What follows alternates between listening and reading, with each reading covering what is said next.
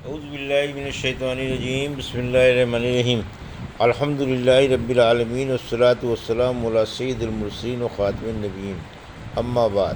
صحیح بخاری، باب کتاب المغازی، حدیث نمبر 4096، اردو ترجمہ۔ ہم سے موسیٰ بن اسماعیل نے بیان کیا، کہا ہم سے عبد الواحد بن زیاد نے بیان کیا، کہا ہم سے عاصم احول بن سلیمان نے بیان کیا، کہا میں نے حضرت انس بن مالک رضی اللہ عنہ سے نماز میں قنوت کے بارے میں پوچھا کہ قنوت رکوع سے پہلے ہے یا رکوع کے بعد؟ انہوں نے کہا کہ رکوع سے پہلے۔ میں نے عرض کی کہ فلاں صاحب نے آپ ہی کا نام لے کر مجھے بتایا کہ قنوت رکوع کے بعد ہے۔ حضرت انس رضی اللہ عنہ نے کہا کہ انہوں نے غلط کہا، رسول اللہ صلی اللہ علیہ وسلم نے رکوع کے بعد صرف 1 مہینے تک قنوت پڑھی ہے۔ آپ نے صحابہ رضی اللہ عنہ کی ایک جماعت کو، جو قاریوں کے نام سے مشہور تھی اور جو 70 کی تعداد میں تھے، مشرکین کے بعض قبائل کے یہاں بھیجا تھا۔ مشرکین کے ان قبائل نے حضور اکرم صلی اللہ علیہ وسلم کو ان صحابہ کے بارے میں پہلے حفظ و امان کا یقین دلایا تھا، لیکن بعد میں یہ لوگ صحابہ رضی اللہ عنہ کی اس جماعت پر غالب آ گئے اور غداری کی اور انہیں شہید کر دیا۔ رسول کریم صلی اللہ علیہ وسلم نے اسی موقع پر رکوع کے بعد 1 مہینے تک قنوت پڑھی تھی اور اس میں ان مشرکین کے لیے بد دعا کی تھی۔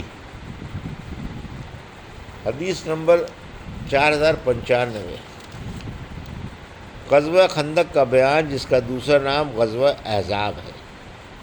موسیٰ بن عقبہ نے کہا کہ غزوہ خندق شوال 4 ہجری میں ہوا تھا۔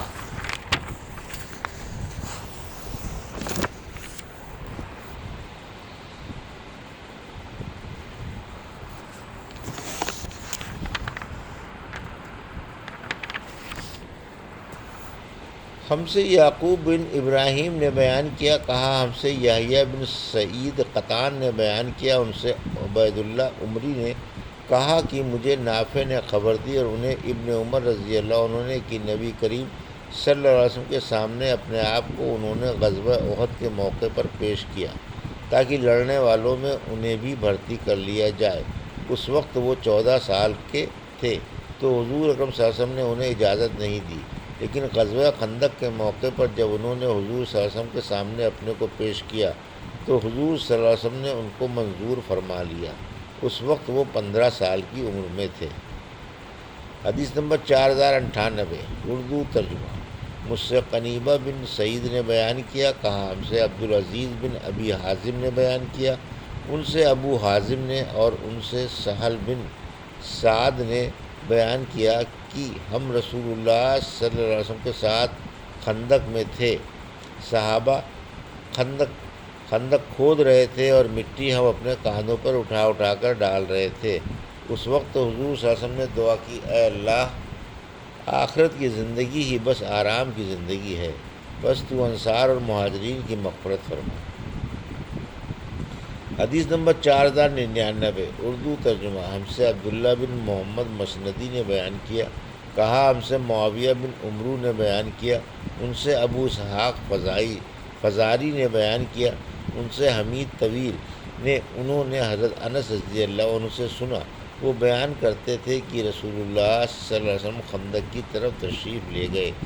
آپ نے ملاحظہ فرمایا کہ مہاجرین اور انصار سردی میں صبح سویرے ہی خندق کھود رہے ہیں، ان کے پاس غلام نہیں تھے کہ ان کے بجائے وہ اس کام کو انجام دیتے۔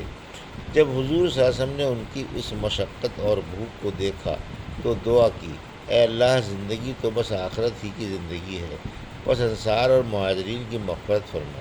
صحابہ رضی اللہ عنہ نے اس کے جواب میں کہا، ہم ہی ہیں جنہوں نے محمد صلی اللہ علیہ وسلم سے جہاد کرنے کے لیے بیعت کی ہے جب تک ہماری جان میں جان ہے۔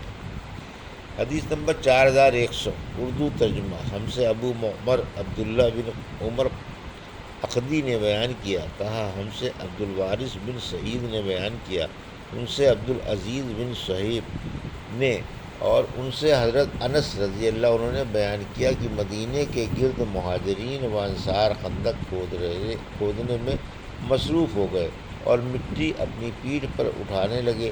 اس وقت وہ یہ شعر پڑھ رہے تھے، ہم نے محمد صلی اللہ علیہ وسلم سے اسلام پر بیعت کی ہے جب تک ہماری جان میں جان ہے۔ انہوں نے بیان کیا کہ اس پر نبی کریم صلی اللہ علیہ وسلم نے دعا کی ہے، اللہ خیر تو صرف آخرت ہی کی خیر ہے، بس انصار اور مہاجرین کی تو برکت عطا فرما۔ انس رضی اللہ عنہ نے بیان کیا کہ ایک مٹھی جو آتا اور ان صحابہ کے لیے ایسے روغن میں جس کا مزہ بھی بگڑ چکا ہوتا ملا کر پکا دیا جاتا، یہی کھانا ان صحابہ کے سامنے رکھ دیا جاتا، صحابہ بھوکے ہوتے، یہ ان کے حلق میں چپکتا اور اس میں بدبو ہوتی، گویا اس وقت ان کی خوراک کا بھی یہ حال تھا۔ حدیث نمبر 4101 اردو ترجمہ۔ ہم سے خلاد بن یحییٰ نے بیان کیا، کہا ہم سے عبد الواحد بن ایمن نے بیان کیا، ان سے ان کے والد ایمن حبشی نے بیان کیا کہ میں جابر رضی اللہ عنہ کی خدمت میں حاضر ہوا تو انہوں نے بیان کیا کہ ہم غزوہ خندق کے موقع پر خندق کھود رہے تھے کہ ایک بہت سخت قسم کی چٹان نکلی جس پر کدال اور پھاوڑے کا کوئی اثر نہیں ہوتا تھا، اس لیے خندق کی کھدائی میں رکاوٹ پیدا ہو گئی۔ صحابہ رضی اللہ عنہ رسول اللہ صلی اللہ علیہ وسلم کی خدمت میں حاضر ہوئے اور آپ سے عرض کی کہ خندق میں ایک چٹان ظاہر ہو گئی ہے۔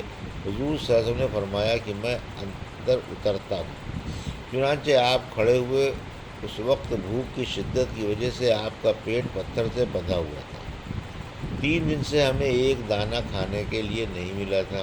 حضور صلی اللہ علیہ وسلم نے کدال اپنے ہاتھ میں لی اور چٹان پر اس سے مارا، چٹان ایک ہی ضرب میں بالوں کے ڈھیر کی طرح بہہ گئی۔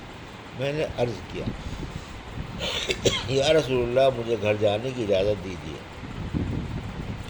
گھر آ کر میں نے اپنی بیوی سے کہا کہ آج میں نے حضور صلی اللہ علیہ وسلم کو فاقوں کی وجہ سے اس حالت میں دیکھا کہ صبر نہ ہو سکا، کیا تمہارے پاس کھانے کی کوئی چیز ہے؟ انہوں نے بتایا کہ ہاں کچھ جو ہیں اور ایک بکری کا بچہ۔ میں نے بکری کے بچے کو ذبح کیا اور میری بیوی نے جو پیسے، پھر گوشت کو ہم نے چولہے پر ہانڈی میں رکھا اور میں نے رسول اللہ صلی اللہ علیہ وسلم کی خدمت میں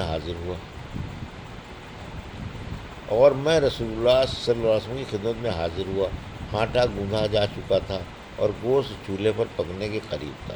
آن صلی اللہ علیہ وسلم سے میں نے عرض کیا، گھر کھانے کے لیے مختصر کھانا تیار ہے، یا رسول اللہ آپ اپنے ساتھ 1-2 آدمیوں کو لے کر تشریف لے چلیں۔ حضور صلی اللہ علیہ وسلم نے دریافت کیا، فرمایا کہ کتنا ہے؟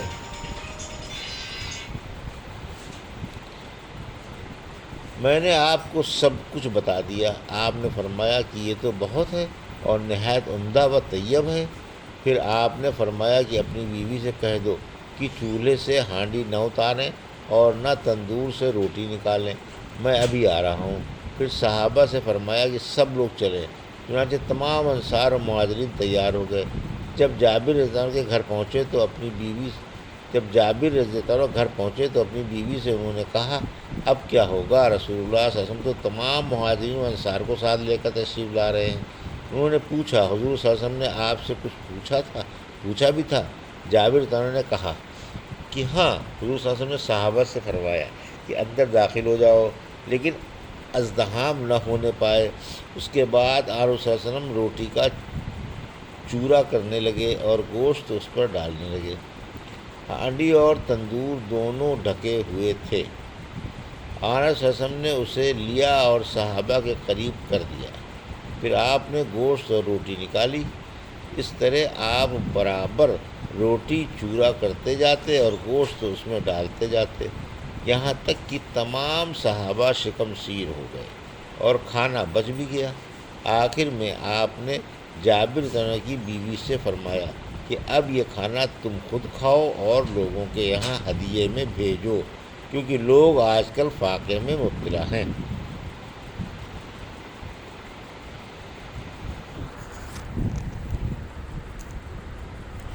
یہ تھی صحیح بخاری باب کتاب المغازی کی حدیث نمبر 4096 سے 4101 کا اردو ترجمہ جو ابھی آپ نے سماعت فرمایا۔ اللہ سے دعا ہے کہ اللہ ہمیں ان حدیثوں کی صحیح سمجھ عطا فرما اور ان پر عمل کرنے کی توفیق عطا فرما۔ آمین یا رب العالمین۔